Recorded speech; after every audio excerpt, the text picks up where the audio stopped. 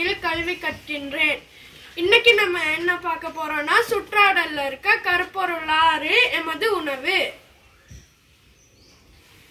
எமது உணவுன்னு சொன்னா சுகாதாரமான வாழ்வைக்கு உரிய நேரத்தில் போஷாக்கான உணவை உட்கொள்வது அவசியமாகும். அதாவது ஒரு சுகாதாரமான வாழ்க்கைக்கு போஷாக்கான உணவு உட்கொள்றது மிகவும் அத்தியாவசியமானதாகும்.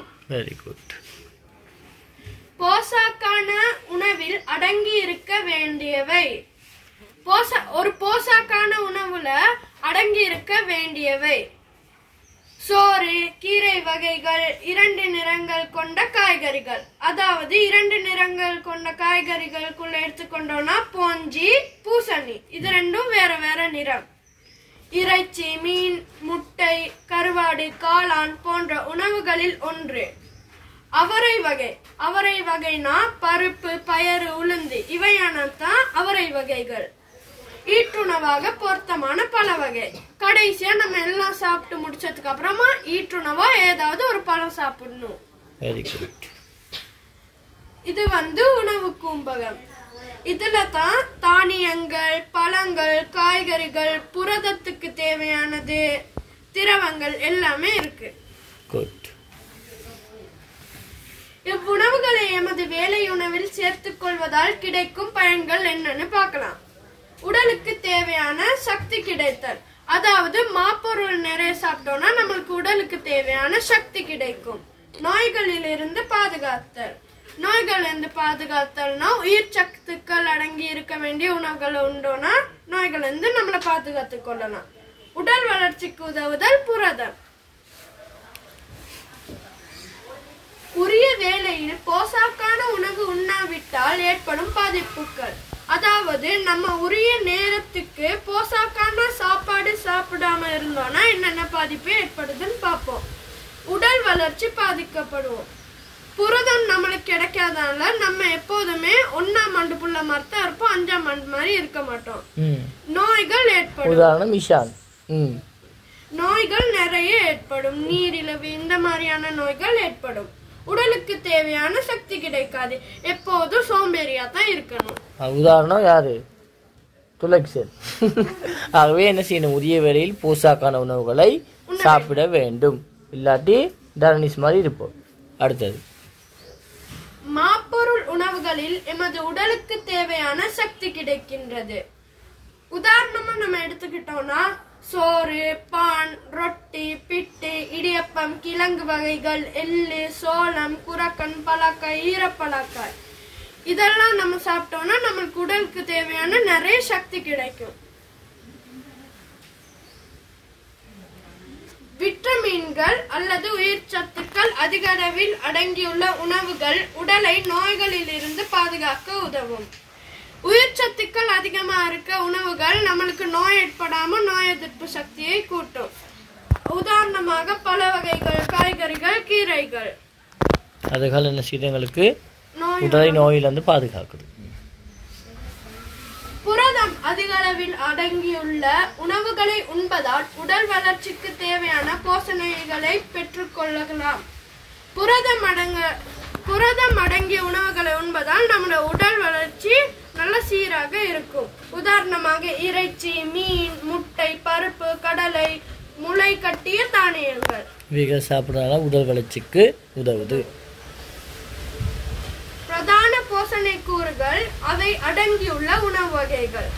கார்போஹைட்ரேட், மாப்பொருள், குளுக்கோசு, சுக்குரோசு இதெல்லாம் அடங்கி இருக்க உணவு என்னன்னு நம்ம பார்க்கலாம்.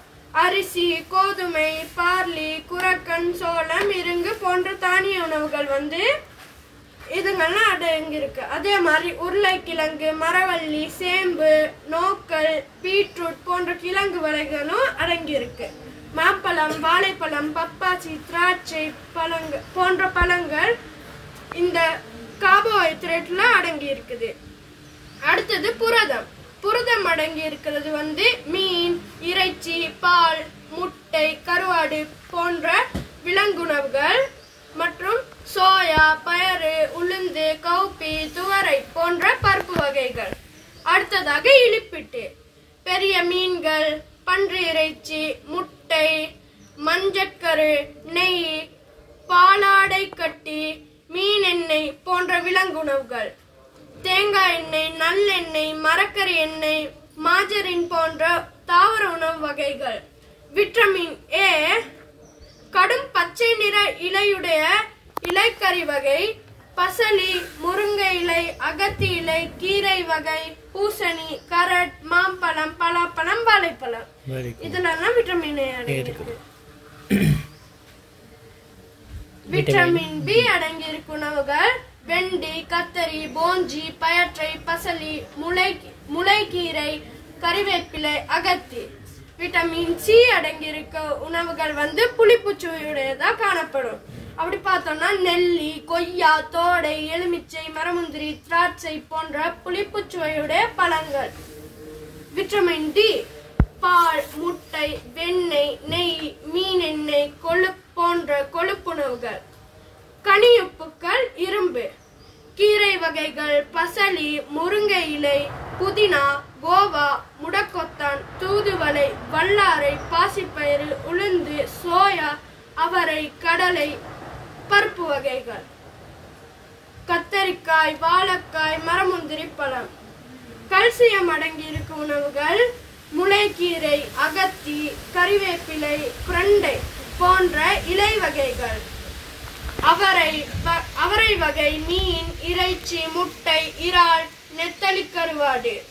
பசும்பால், தயிர், யோகட், சீஸ் வகை பால் மற்றும் பால் சார்ந்த உற்பத்திகள். அயோடின் அடங்கியிருக்கும் உணவுகள் கடல் மீன்கள், கடல் மீன், கருவாடு, உவர்ச்சூழலில் வளரும் கடற்பாசிகள், கடற்தாவரங்கள் தான் அயோடின் அடங்கியிருக்கு. போசாக்கு வகை. போசாக்கு குறைபாட்டினால் பிள்ளைகளுக்கு ஏற்படும் பாதிப்புகள். கார்போஹைட்ரேட். கார்போஹைட்ரேட் இல்லாட்டி என்னென்ன நோய்கள் ஏற்படும் பார்க்கலாம். உடல் பலவீனம் அடையும். இதனால் சக்தி குறைபாடு ஏற்படும். உடலின் நிறை குறைவடையும். குவாசியக்கோர் போன்ற குறைபாட்டு நோய் ஏற்படும். இதனால எங்களோட உடல் நிறை குறையும், உடல் பலவீனம் அடையும், சக்தி எல்லாம் இல்லாம போகணும் உடம்புல இருக்க. புரதம். உடல் வளர்ச்சி குறைவடையும். மராசுமசு நோய் ஏற்படலாம். உடல் மெலிந்து காணப்படும். இந்த புரதம் நம்ம கிட்ட இல்லாட்டி உடல் வளர்ச்சி ரொம்ப சின்னதா தான் இருக்கும். மராசுமசு என்ற நோய் நம்மளுக்கு சில வேளை ஏற்படலாம். உடல் மெலிஞ்சு போயிட்டு எலும்பு கூடு மாதிரி இருப்போம். உங்களை மாதிரி குண்டா இருக்க மாட்டோம். இலிப்பிட்டு அதாவது கொழுப்பு. உடல் பொலிவிழந்து காணப்படும். உடல் நிறை குறையும். இந்த கொழுப்பு அதிகமா இருந்துச்சுன்னா நம்மளோட உடல்ல இருக்க பொலிவெல்லாம் இல்லாம போயிடும். உடல் நிறையும் ரொம்ப குறைஞ்சு போயிடும். விட்டமின்கள். உயிர் சத்து. விட்டமின் ஏ கண் பார்வை குறைவடையும். மாலை கண் நோய்படும். அதனால கண் பார்வை ரொம்ப குறைவா இருக்கும். மாலை கண் நோயும் ஏற்படும். விட்டமின் பி பசியின்மை ஏற்படும். உதடுகளின் ஓரங்களில் வெடிப்பு ஏற்படும். பெரிபெரி நோய் ஏற்படலாம். நம்மளுக்கு பசியே வராது. இங்க தோல்ல சைட்ல எல்லாம் வெடிச்சு காணப்படும். பெரிபெரி நோயும் ஏற்படலாம். விட்டமின் சி முரசு கரைதல். வாய் சார்ந்த நோய்கள் ஏற்படும். காயங்கள் ஆறுவது தாமதமடைதல். முரசு கரைதல், வாய் சார்ந்த நோய்கள் நிறைய ஏற்படும். காயங்கள் ஏற்பட்டாலும் சீக்கிரத்துல குணமாகாது. ரொம்ப நாள் டைம் எடுக்கும். விட்டமின் சி குறைபாடுனால் ஏற்படக்கூடிய விடயங்கள்.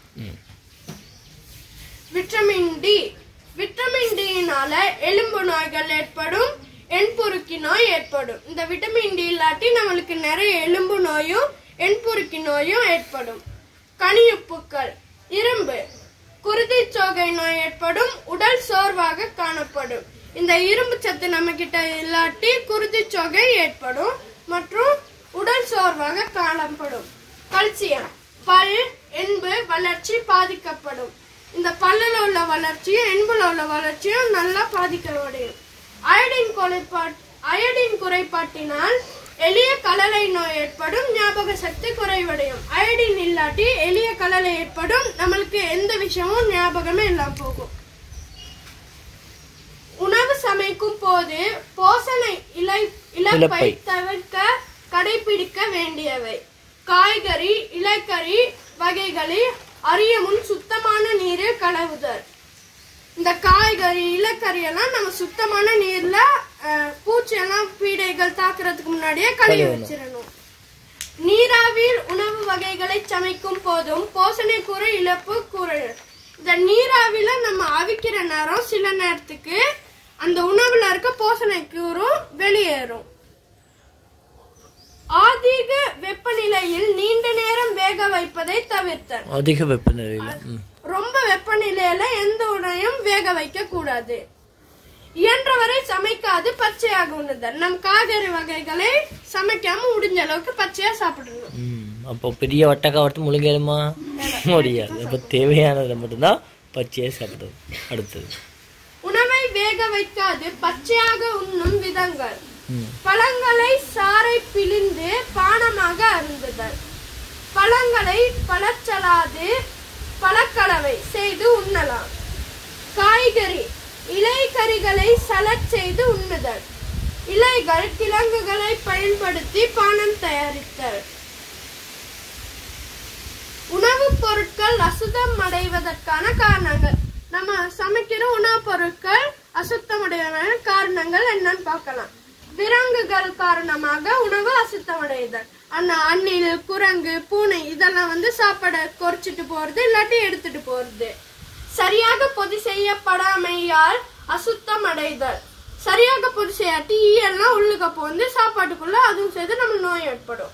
சூழல் காரணிகளால் உணவு அசுத்தம் அடைதல். அசுத்தமான காற்று, அந்த வாகனத்துல வந்த கேஸ் அதெல்லாம் சாப்பாடை பொதி செய்யற நேரம் சாப்பாடுக்கு பாதிப்பு கிடைக்கும். மனித செயற்பாடுகள் காரணமாக அசுத்தம் அடைதல். நெக்ஸ்ட் உணவை நீண்ட காலம் பேணக்கூடிய பண்டைய முறைகள். உலர்த்துதல், புகையூட்டுதல், மணலினுள் புதைத்தல், தேனில் அமிழ்த்துதல், உப்பிடுதல் இதெல்லாம் பண்டைய காலத்துல பயன்படுத்திய முறைகள். முன்ன காலத்துல எப்படி பயன்படுத்தினாங்க, நவீன காலத்துல இன்னும் முறைகள் மாறப்போகுது பார்ப்போம். உணவை நீண்ட காலம் பேணும் முறைகளின் அனுகூலங்கள். உணவை நீண்ட காலம் பேணும் முறைகளால் ஏற்படுத்தத்தக்க மாற்றங்கள். உணவு விரயமாவது தவிர்க்கப்படுகின்றது. நிறம் மாற்றம் அடைதல். அதிக விளைச்சல் உள்ள காலங்களில் எதிர்கால தேவைக்கும் பேணி வைத்தல். மனம் மாற்றம் அடைதல். உண்டபின் எஞ்சிய உணவுகள் விரயமாகாது பாதுகாத்தல். பூஞ்சனம் பிடித்தல். வீண் விரயம் தவிர்க்கப்படும். சுவையில் மாற்றம் ஏற்படல். வீண் செலவுகள் தவிர்க்கப்படும். உலர்த்துவதன் மூலம் விட்டமின்கள் அழிவுறுதல். உணவை நீண்ட காலம் பேணும் பல்வேறு முறைகள் பயன்படுத்தப்பட்ட போதும் ஆரோக்கியமான வாழ்விற்கு எப்போதும் புதிய உணவுகளை பயன்படுத்துவதே மிகச்சிறந்தது. உணவை நீண்ட காலம் பேணி பாதுகாக்கிறதுக்கு எத்தனை முறை இருந்தாலும் புதிய உணவுகளை சாப்பிடுறது உடல் ஒரு சுகாதாரமான வாழ்க்கைக்கு நல்லது. எனி டைம் என்ன செய்யக்கூடாது, ஃப்ரிட்ஜிலே சமைச்சு வச்சு சாப்பிடக்கூடாது. அது எங்களுக்கு ஒரு நோயை உண்டு பண்ணக்கூடிய ஒரு விடயமா மாறும்.